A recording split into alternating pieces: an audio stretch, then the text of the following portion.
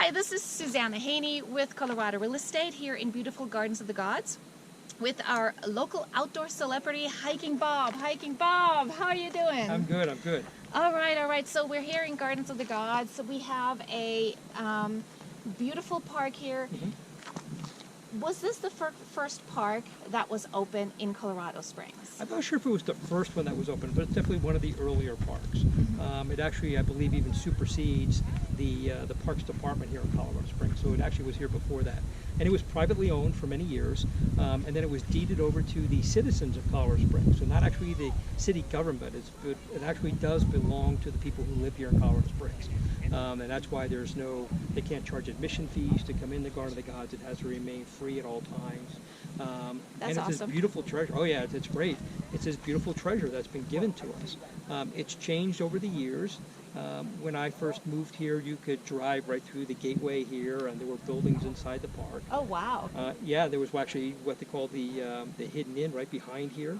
Okay. Right behind the Kissing Camels here. That was taken out some years ago, and probably a good thing. It was pretty rickety by the time they took it out. And that's because when they went back and looked at the deed, they realized it said there were not supposed to be any buildings in the Garden of the Gods. So they took those down. But they took everything out except bathrooms. They said, things that you need that are vital could stay in here. But there were a number of buildings, even the park visitor center was actually within the Garden of the Gods. Oh, and they took it that out, and it's now across the street. So they've taken out all the buildings. They redid the traffic. So it goes around. So now the traffic is peripheral, and all the hiking trails are inside this loop for the most part. There are a couple on the other side of the loop, but mostly they're inside the loop. Okay.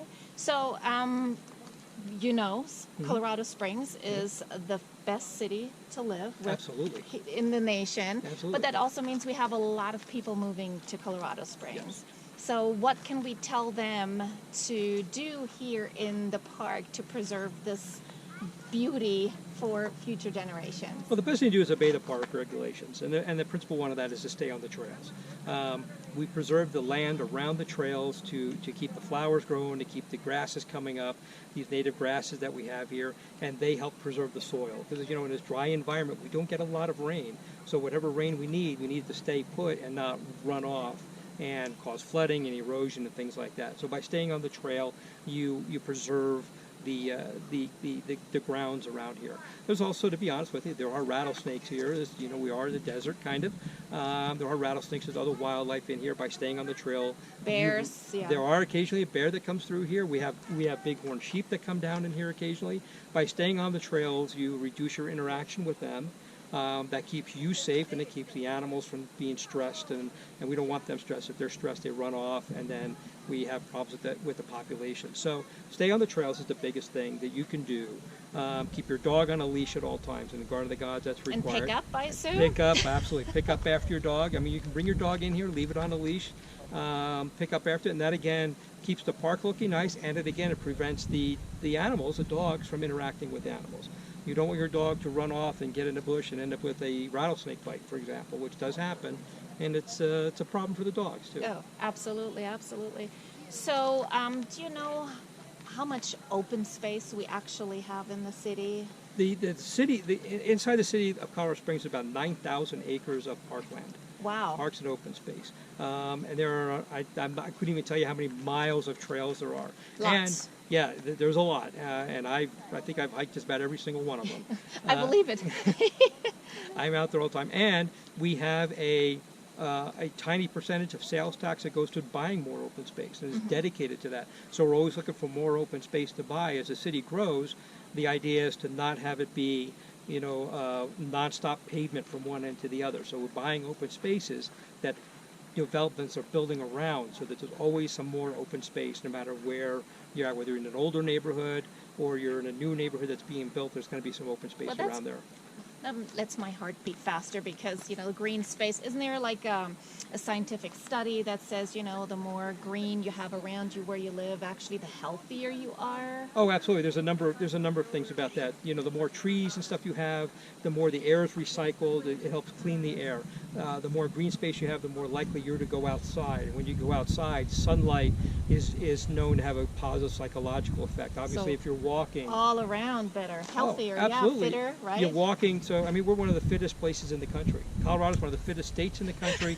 Colorado Springs is one of the fittest cities in the country because we're out here. We're walking around, we're You can't help cycling, it. we're running. No, how can you not? I mean, you have this right in your backyard or any one of the other parks here. How can you not be outside all the time? Exactly, exactly. So we have people that move here, welcome new residents, whoever is coming to this area.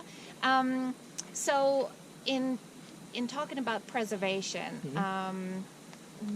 when you are out on the trails, not just Gardens of the Gods, which you have paved trails and everything, but when you're out actually on the trail speed, the incline, I'm sure you've heard of the incline. Toughest trail in town. Yeah, right. Either it's that or maybe Mount Esther or Mount Cutler, North Cheyenne Canyon. What are the rules, the trail etiquette that would be good to observe?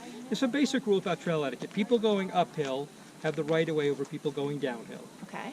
Cyclists yield to cyclists yield to pedestrians, people on foot, and everybody yields to horses. Okay. So if you encounter a horse, then you have to make room for the horse, whether you're on a bicycle or whether you're a hiker. It's good for cyclists if they're in a group. If one of them passes a hiker, to tell them how many people are behind them.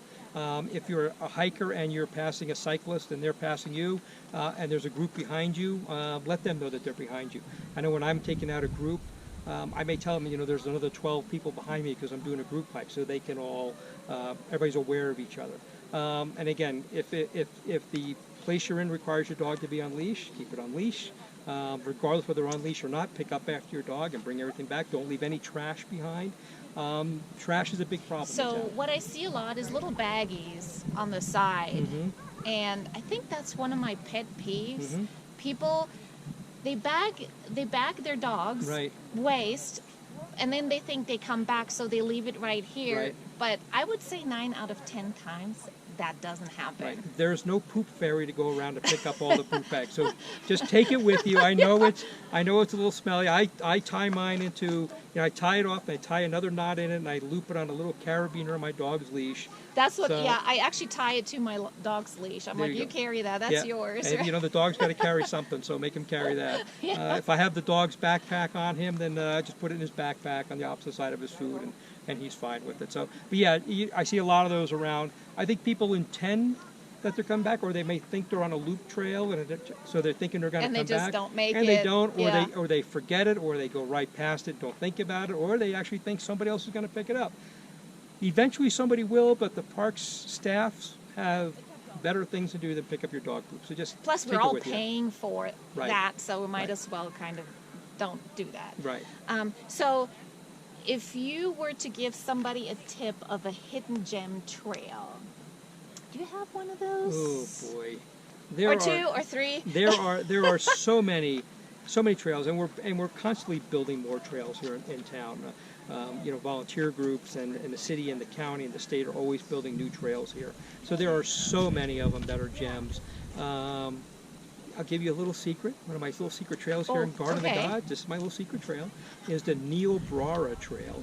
And that's on the southeast corner of the park. Okay. And almost nobody knows about it. Didn't know about it. It's on the maps, and if you go to the visitor center, ask them where it is. It's on the map, so I'm not telling you any place that's not a legit trail. And it's 𝘾𝙊𝙉𝙉𝙃. 𝘾𝙊𝙉𝙉𝙃. Okay. And it's on the southeast corner of the trail. What it does, it takes you on a ridge above the what used to be old reservoirs here in the Garden of the Gods, and you get this completely different perspective than right here in the Central Gardens, which is gorgeous. But if you want a different perspective, I recommend that. And you're trail. alone, for the most part. For the most part, you hardly ever see anybody up there. I go up there and I take pictures a lot of the Garden of the Gods, and it's just a completely different view, very less traveled, and I like that one. And you learn a little bit about it, because there used to be actually a couple reservoirs in what is now the Garden of the Gods, so you see these big open areas. Well, I'm going to have to go there now. All right. You would like it. It's a really beautiful trail. How long is it? Like a couple miles? You can do the whole loop in about, I think it's less than 3 miles, 3 or 4 miles. Okay. It's an easy hike. It's very easy. Okay. A medium kind of hike. Medium kind of hike. You kind of mentioned one is the Mount Cutler Trail in North Cheyenne Canyon. Okay. Yeah, I love that one. It's a medium. You gain some elevation, but it's over quite a distance. It's only 2 miles round trip. So it kind of winds around the I edge. love that one. You go up there, as you go around a corner, you can look down on the Seven Falls, which is, next to the Broadmoor. You get up there and you have good views of Colorado Springs. You can see actually 360 degrees. Bring lunch and just sit up there. Bring lunch. Look. It's a beautiful little hike. If you want a little bit more of a challenge, on the way up the Mount Cutler Trail, there's the Mount Muskoko Trail that cuts off, a little more difficult. But the views up there, Mount Muskoko is actually the highest point within any city park in Colorado Springs. Okay. Yep. So it's 8,000, little over Things I 8,000 learned. feet. Yep. See, there you go.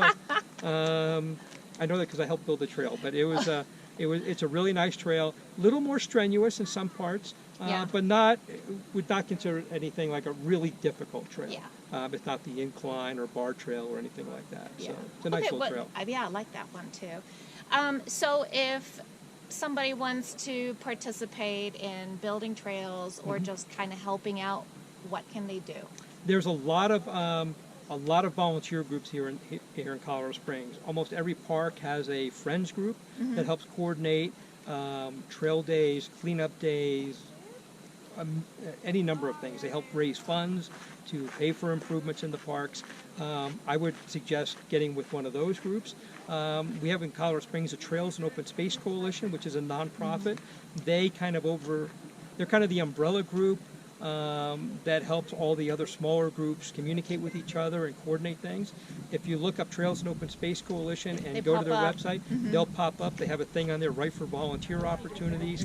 They'll be a good place to start. Sign up for their newsletter, if nothing else. And they'll show you opportunities, and maybe one of those opportunities works for you, and then you can just, show up. They're a great bunch of people there, and they hook you up with a great bunch of people. So it's a good way to work. Very cool. So, and if people want to know more about you, I know you have a book, right? What is it? Trails? Hiking Bob's Tips, Tricks, and Trails, the hiking guide to the Pikes I can't Peak pronounce region. it, but I've downloaded It's a it long myself. word. My next book will have a shorter title. For people like me, obviously. I have trouble remembering it too. You can find out whatever. I like to think of myself as being a good resource here in Colorado Springs. Oh, so absolutely. if you go to hikingbob.com, I write a column for the Colorado Springs Independent, the weekly paper here. So I have a weekly column in there that's online. I do a podcast. I have a book that I do. I am actually... now you know why I call you the local outdoor celebrity. That could be your new tagline. I'll stay away You're too modest. I'll You're stay too away modest. from the celebrity term. I do pieces for some of the TV stations here in town where they want something on outdoor recreation. All that stuff is linked on my website. So if you go to hikingbob.com, find it there. and I have links to everything there. And I have a contact form. I also have my own newsletter. It's very irregular. I don't want to bombard people. If I have something to say, I'll send you a newsletter. If I don't, I won't. I have links to everything there. If you have any questions, there's a contact me link on there. You can send me an email.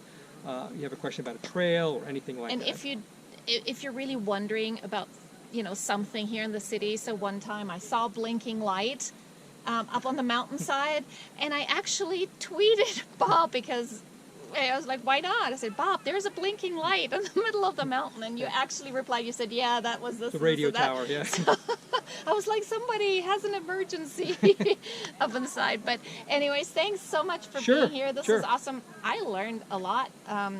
Always goes to show there is more out there, and we love it here. So if you're here, please help us protect our environment, enjoy it, and pass it on for sure. I've been here 27 years, and I never. You're not looked back. going anywhere. I'm not going anywhere.